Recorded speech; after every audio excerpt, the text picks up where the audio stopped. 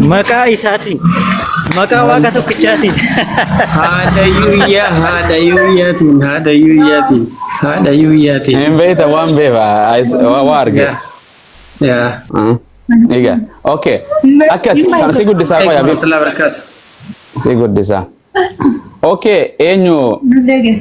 Ota warri Yesuus agama. Yesuus okay abba akka Kiristiyaan ni amanti masarataatu masi ni amanta. Yesuus Kiristoos abba yaa ko yarichi geera xoofoo dhiphina abbaan na ergeo Yesuus abba qabeettee amantaami numa amanami Kiristaanii abba akka qabni amantaami abba hafuura.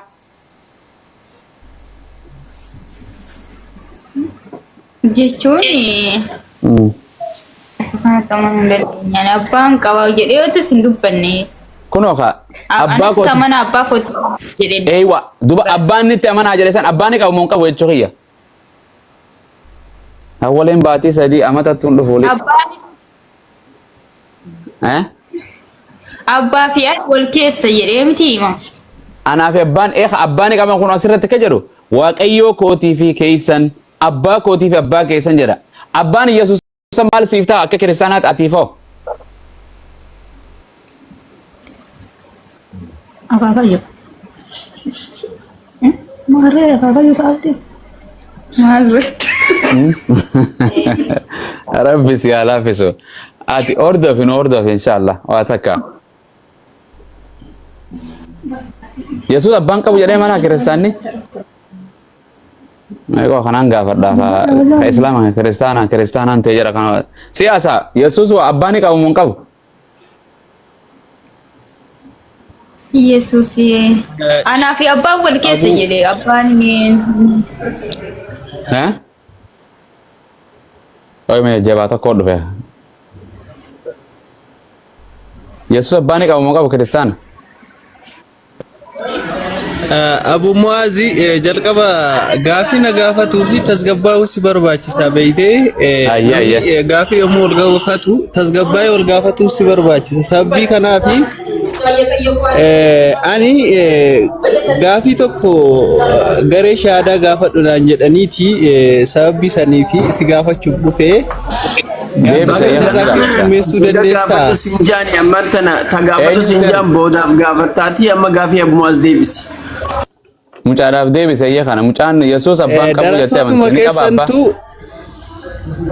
Tasgabbaa'inaan hin jedhin qaba waan si gaafadhe deebise mana gaafii irra jira. Naa deebise iyya dura. Naa deebisin gaafadha. Na dhageeffadhu. Macaafni qulqulluuni akka Qur'aanaa laaqamaadhaa miti beeytee sagalee Waaqayyoo qulqulluudha waan ta'eefi. Deemachee jaldeessa. Waan fakkottoo. Nama tasgabbaa jedha. Mee amma nagaan isa gaafadhe mee nama kana kam hojjese dhadhamaa dhame. Islaamummaa irraa waan akka akhiraa dhabee pheenxee siin beeku. Kanuma deemi jiraadhu. Jaldeessaa si ergatee miti. Ergamtuu jaldeessaa. Okay, tasgabbaa'inaan jedha maali waa jedhe mucaa hojii jechuun jira. Akkam godhamee deebisee gooteen dhiiruma pheenxee tan akkam tanuunsa islaama keessaa pheenxee achis hin jirtu asis hin jirtu. Dhiiruma yoo pheenxeen tun dhiira taate yaa jiran. Kuni marachuuf bara Ustaaz karaarra jira. Karaarra jira marachuudha. Dambalash. Yesuus okay waan inni gaafadhame eenyu mucuma tana Maariyam maal taatiif eenyu Maariyam Yesuusiif maal taati asara masi. You mean something? Maariyam Yesuusiif maal taati? Haadha taatiif jechuu goobas. Yesuusoo maal taaf Maariyamiif? Ilma. Okay ilma. Maariyam Waaqayyoon isii eenyu?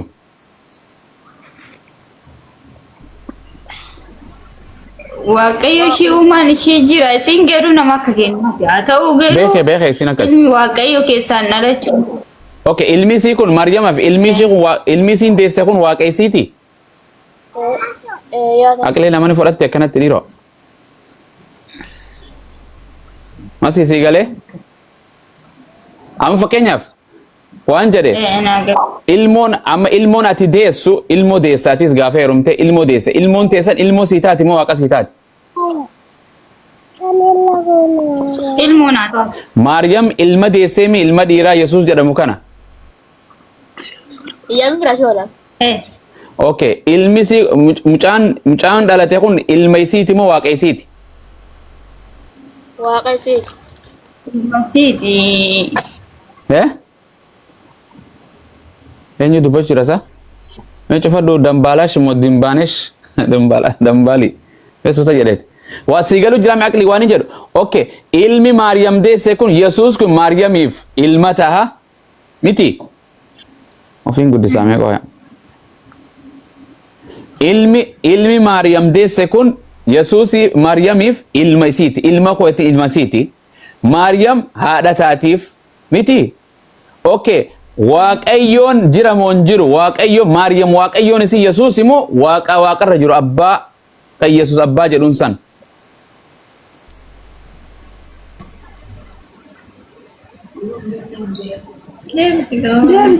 No, it's okay. Maatu waan ani jen. Ani bara akkuma siigaltu waan jechuun maafi yaada. Okay, waan afaan wangeelaa usiin dubbisu waan hin jedhu. Okay, waan siin jedhu waaqni meeqa jettee amantaati? Waan Yesuus moo waaqa jedhee amana? Okay, waaqayyoon tokko moo lama? Tokko inni si Yesuus moo jedhee nama. Ayyee, waaqayyoon tokkichi san ni boqotaa ni du'a? Hin du'u. Hai, Yesuus du'eemi? Yesuus. Waaqan duunaan jettee bar maasii teenya malaal. Ansirrattu jabeessu miti beekumsa wangeerraa qabaachuu baattus osoo hin jedhin hanqa beeytu hanqa dhageessan amma fakkeenya aqliin tee sammuun tee sin fudhattu masii du'a moo waaqayyoo du'a? Masii du'a. Goobas waaqayyoon duumi? Kami duuba kan siif du'e waaqa moo nama? Akkana jedhama caafni gaafa dubbatu cubbuun biyya lafaarra erga faca'een boodatti durboo Maariyaam irraan dhaladhee cubbuu biyya lafaarraa fixu. Yani waaqa. Okay, so okay, kanaafuu waaqaatu isinii dhalatee waaqa isinii du'ee jechuu. Akkasuma. Waaqni hin du'aa jechuu. Waan Hinduu garuu cubbuu namootaatiif cubbuun erga babal'ateen boodatti. Cubbuuf hin du'aa achirra taa'ee dhiisuu hin danda'u du'uu qabaa jechuu waaqayyoon cubbuu dhiisuudhaaf carraan qabu jechuu. Du'uu malee filannoon qabu. Rabbi siif haa laaffisu. Waaqni hin du'u waaqni tokko hin dhalatu. Anaafeetii dhalata malee waaqni hin dhalatu. Hin dhalannee minaafeeti. Miti? Gadaamee isaa harmee teenyaa keessaa dhalanne ji'a 9 teenye waaqayyoon hoo ji'a 9 ta'ee dhalata? Waaqayyoo. Dhalata. Garuu cubbuun namaa erga baay'ateen boodarra nama ta'ee rafa. Waaqayyoo hin geeddaramu kaa.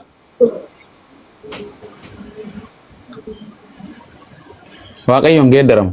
Waaqayyo dubartiis hin ta'u dhiiraas hin ta'u yoo waaqayyoon yoo masii ta'e ulii masiin jedhaan malee waaqayyoon jedhu amma fakkeenyaaf yoon Abu Muaz kun geeddaramee dubartii ta'e dubartiin aan jetta moo dhiiraan aan jettee na yaamta ulii.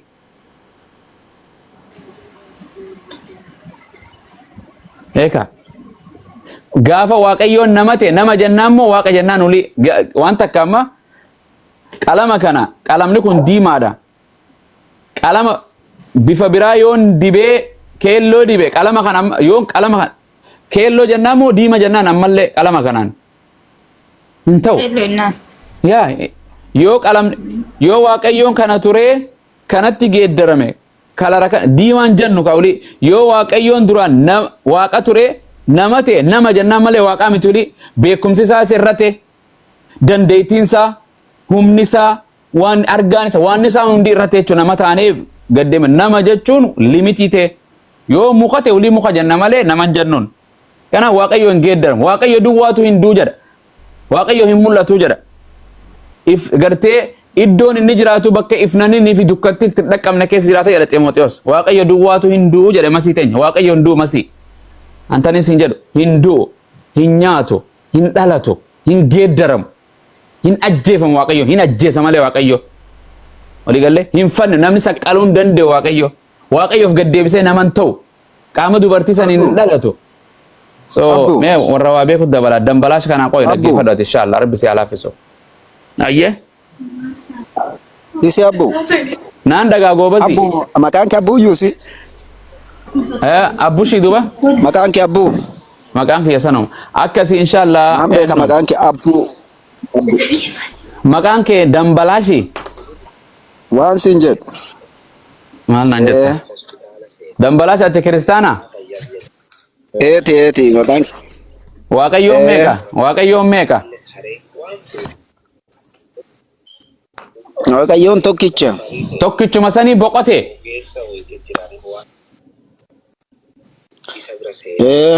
Biyyeen itti hasalphattu. Eentu boqoteedha si? Amma eenaan hin jenne jirana. Eentu boqoteedha si? Asin guddisaa koo hime dhaggeeffatamaa jira. Bakki baadhunne beektaa boqotee naatetti boqoteen beektaa bakka lamarti.